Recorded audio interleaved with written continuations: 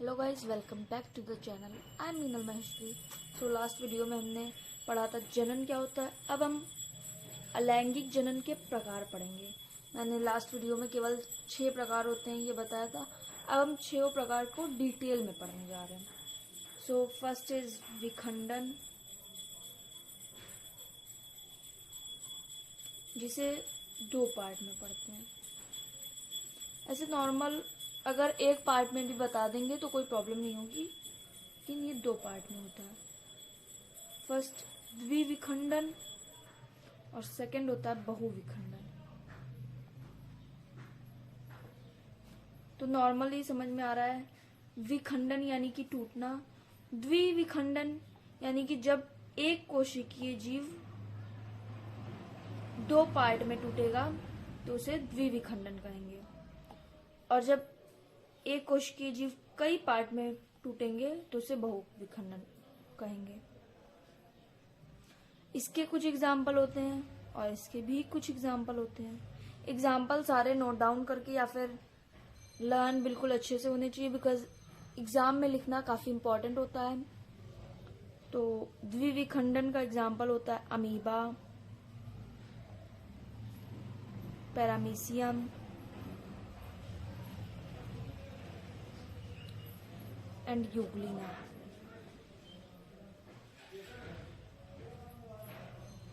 और इसके एग्जाम्पल होते हैं बहुविखंडन के प्लाज्मोडियम,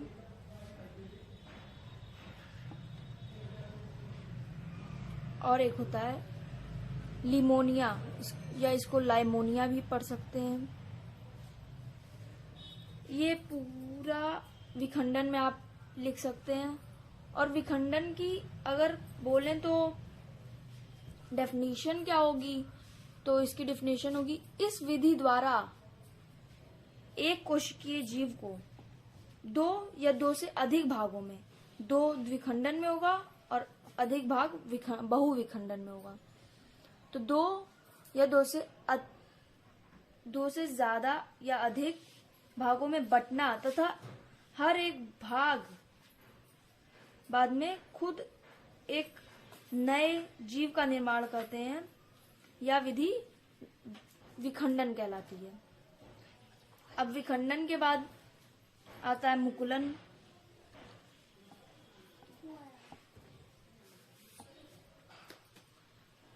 मुकुलन क्या होता है? मुकुलन का एक फिगर होता है नॉर्मल सा, ये थोड़ा सा एनसीईआरटी बुक में भी दिया होगा तो वहां से भी देख सकते हैं। इसको बोलते हैं स्पर्शक, यानी इंग्लिश में टेंटिकल्स।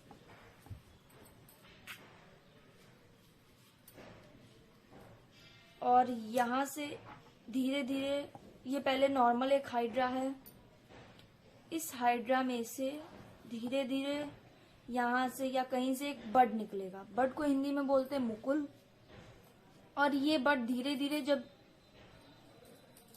बड़ा होकर और एक जब अलग जीव, यानी कि यहां से ये कट जाता है और एक नए जीव का निर्माण करता है।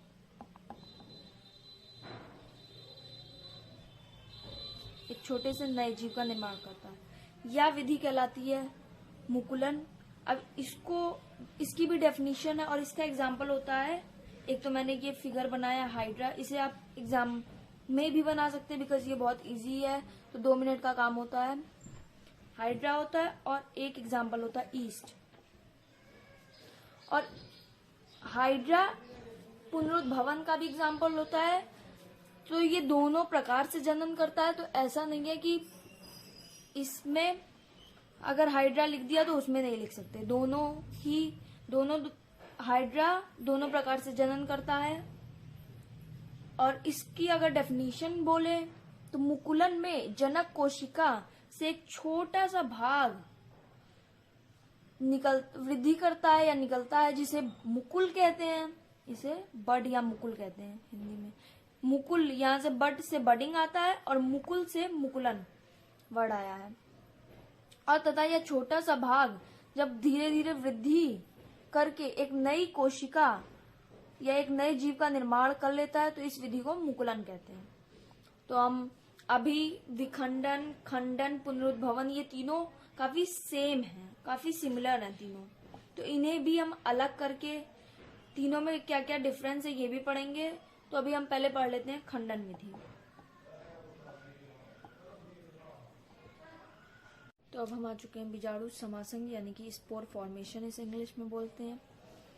इस प्रक्रिया में एक सरल बहुकोशिकीय जीव पर कुछ ऐसा कैप्सूल टाइप संरचना बन जाती है। इस संरचना को कहते हैं बीजाणुधानी। बीजाणु यहां से इसे कहते हैं बीजाणुधानी। इस कैप्सूल में हजारों की संख्या में छोटे छोटे जीव मर जाते हैं जनन प्रक्रिया द्वारा, और फिर ये कैप्सूल टूट के एक साथ काफी बड़ी संख्या में जीवों का निर्माण करता है। इसके एग्जाम्पल है राइजोपस, पेनिसिलियम। ये दोनों ही जीव बीजाणु समासंग विधि द्वारा जनन प्रक्रिया करते हैं, और इसमें सबसे ज्यादा संख्या में जनन होता है। यानी कि एक बार में इसमें लगभग हजारों पेनिसिलियम या लाखों पेनिसिलियम नए जीव का निर्माण होता है। फोर्थ इज खंडन यानी कि फ्रेगमेंटेशन। फ्रेगमेंटेशन भी सेम विखंडन की तरह होता है, यानी कि जो हमने सबसे फर्स्ट पढ़ा था विखंडन, सेम वही होता है, बस उसमें एकोशिकीय जीव होते हैं, इसमें बहुकोशिकीय। बहुकोशिकीय कई भागों में डिवाइड हो जाएंगे और हर एक पार्ट एक नए जीव का निर्माण करेगा। इसी को कहते हैं खंडन विधि। इसके कुछ एग्जाम्पल भी होते हैं तो वो भी देख लेते हैं। जस्ट लाइक होता है स्पायरोगायरा,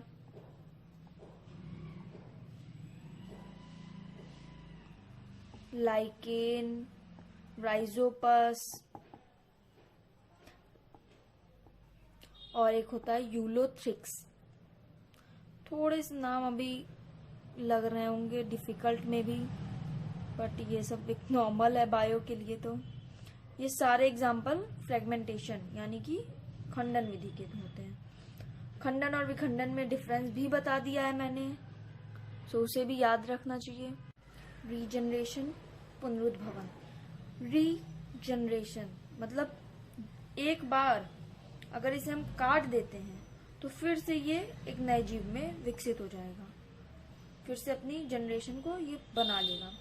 सेम फ्रेगमेंटेशन, वो भी टूटते थे, ये भी टूटता है, बट इसमें एक्सीडेंटली भी टूट सकते हैं। बट इसमें एक चीज होती है, स्पेशल सेल्स पाए जाते हैं। फ्रेगमेंटेशन में कोई भी स्पेशल सेल या कुछ चीज नहीं पाई जाती है, बट इसमें क्या होता है कि स्पेशल सेल्स जस्ट लाइक कोई एक जीव है, अगर वो यहां से करता है तो यहाँ पे वो सेल पाए जाने चाहिए, तभी ये एक नए जीव में विकसित हो पाएगा। फ्रेगमेंटेशन में ऐसा कुछ नहीं होता है। ये डिफरेंस है फ्रेगमेंटेशन और रीजनरेशन में। रीजनरेशन में स्पेशल सेल्स पाए जाते हैं और फ्रेगमेंटेशन में नहीं पाए जाते हैं। इसको हिंदी में पुनरुद्भवन कहते हैं। इसका एग्जाम्पल है प्लैनेरिया, हाइड्रा और स्पंज। तीनों एग्जाम्पल इसके याद रख सकते हैं, और तीनों ही पेपर में, ऐसा भी पेपर में वन वर्ड में भी आ सकता है कि प्लैनेरिया किसका एग्जाम्पल है, तो पुनरुद्भवन का, तो इस अकॉर्डिंग भी याद होना चाहिए। लास्ट आता है कायिक प्रवर्धन। इसको इंग्लिश में वेजिटेटिव प्रोपागेशन कहते हैं। ये मेनली प्लांट्स में देखने को मिलता है। ये है क्या, तो प्लांट का जब कोई एक पार्ट, जस्ट लाइक हम रूट ले लें, स्टेम ले लें यानी कि जड़ ले लें, या तना ले लें, या फिर एक पत्ती को अगर हम लगाएं पेड़ और वो एक नए पेड़ में, जस्ट लाइक रोज है, रोज को हम अगर रोज की पत्ती अगर हम लगाते हैं तो एक नए रोज का प्लांट पूरा तैयार हो जाता है। तो इस विधि को ही कायिक प्रवर्धन कहते हैं। इस विधि द्वारा बहुत सारे नर्सरी या काम होते हैं। बाय रूट यानी कि जड़ द्वारा कौन सा होता है, तो शकरकंदी, सबने नेम सुना होगा, या इसको इंग्लिश में बोलते हैं स्वीट पोटैटो। अगर हम जड़ लगाते हैं तो एक शकरकंदी का नया पेड़ तैयार हो सकता है। तने से क्या किसका होता है, तो तने से पोटैटो यानी कि आलू। आलू का अगर हम तना लगाएंगे तो एक नए आलू का पेड़ बन सकता है। बाय लीव यानी कि पत्तियों द्वारा, तो ब्रायोफाइलम ये एक पेड़ होता है। इसको लगाएंगे अगर पत्ती द्वारा, और रोज भी इसका एग्जाम्पल होता है। कलम एक विधि होती है। ये तीनों विधियां, इनको नेचुरल बोलते हैं, यानी कि प्राकृतिक।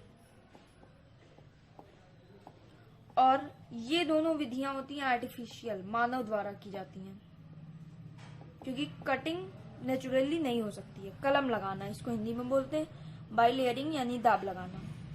कलम द्वारा रोज का पेड़ लगाया जा सकता है। रोज के तने से हम रोज का एक नया प्लांट लगा सकते हैं, या फिर इसका एग्जाम्पल होता है कैक्टस भी। और लेयरिंग यानी कि दाब लगाना। दाब लगाना जास्मिन इस विधि द्वारा लगा सकते हैं, और लेमन यानी कि नींबू इस विधि द्वारा लगा सकते हैं। अब यहाँ पे हमारा पूरा अलैंगिक जनन के 6 पार्ट हमने पढ़ लिए हैं। सारे पार्ट्स के बारे में हम जान भी चुके हैं डिटेल्स में।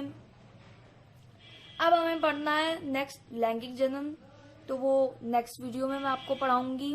तब तक के लिए बाय बाय, टेक केयर।